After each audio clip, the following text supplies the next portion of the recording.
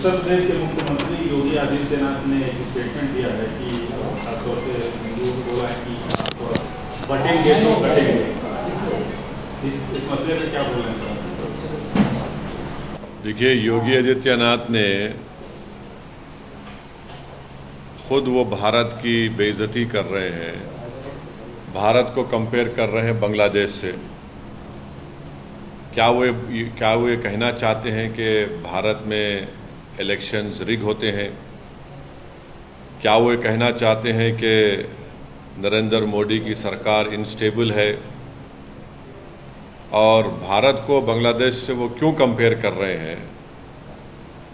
और क्या वो ये कहना चाह रहे हैं कि भारत की जनता देश की वफादार ना रहें बल्कि मोदी की वफादार रहें?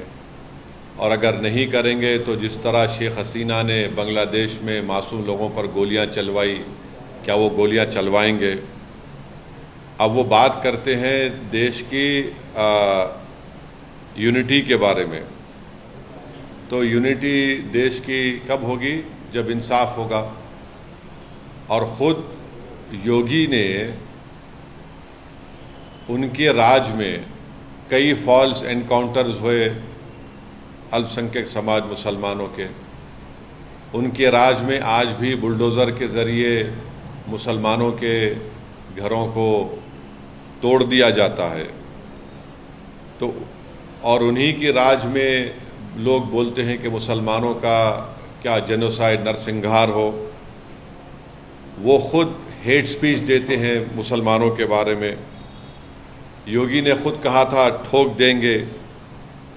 तो जब वो खुद इस तरह की बातें करते हैं और देश की अखंडता और यूनिटी की बात जब वो करते हैं, तो उनके मुंह से जब इतने सब अनाप शनाप बातें निकलती हैं, तो फिर वो तो कुछ और ही बात कर रहे हैं। तो बांटेंगे तो कटेंगे, भाई आप ही तो बांट रहे हैं। कौन बांट रहा है? आप ही तो बांट रहे हैं। आप ही ने कहा था कि इस बाई इलेक्शन जो होने जा रहे हैं उसमें मुसलमान और यादव ऑफिसर्स नहीं होना चाहिए। तो ये सब बातें जो हैं ये इसलिए कर रहे हैं क्योंकि उनको नज़र आ रहा है कि उन्हीं की पार्टी के लोग उनको हटाना चाहते हैं मुख्यमंत्री के पद से। तो शायद वो बीजेपी को कह रहे हैं कि बटेंगे तो कटेंगे। तो ये इनका इनसिक्योरिटी है, उनकी अनपॉपुलैरिटी है उत्तर प्रदेश में। और फिर वो भूल गए कि जब देश की अखंडता की बात कर रहे हैं तो जो डिफेंस की ज़मीन थी उन्होंने इंडस्ट्रियलिस्ट को दे दिया वहाँ पर। तो ये सब इनका रिकॉर्ड रहा है।